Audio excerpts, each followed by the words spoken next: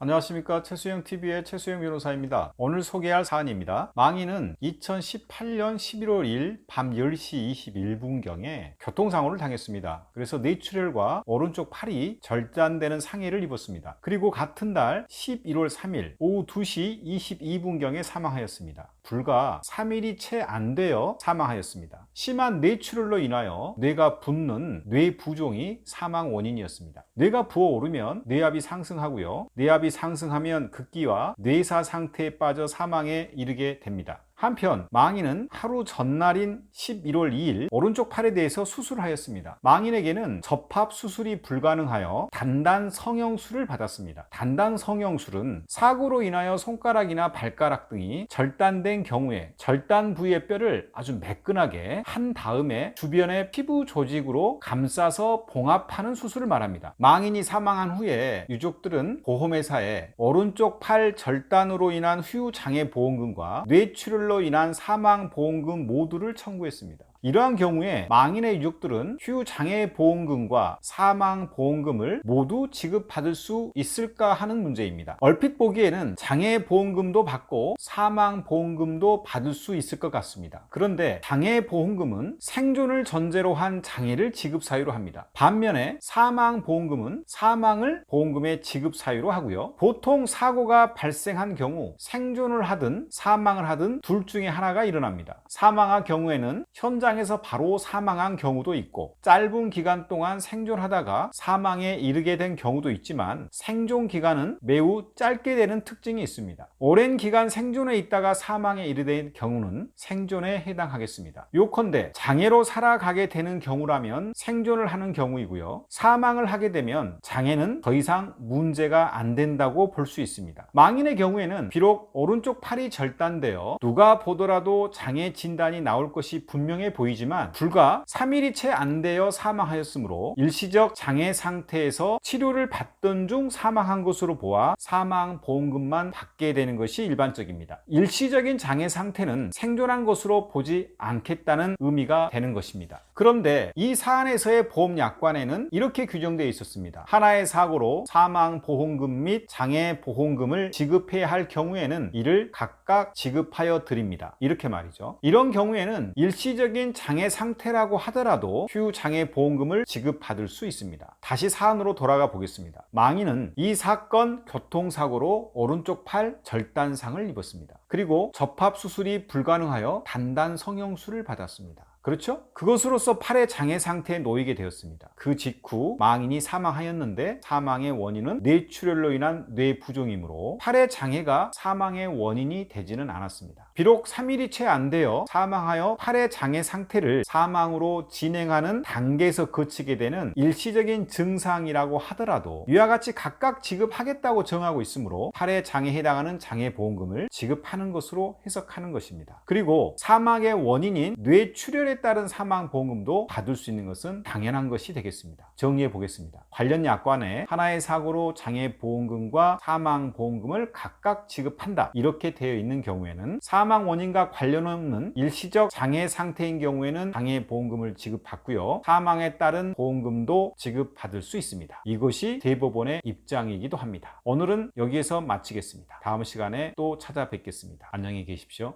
감사합니다.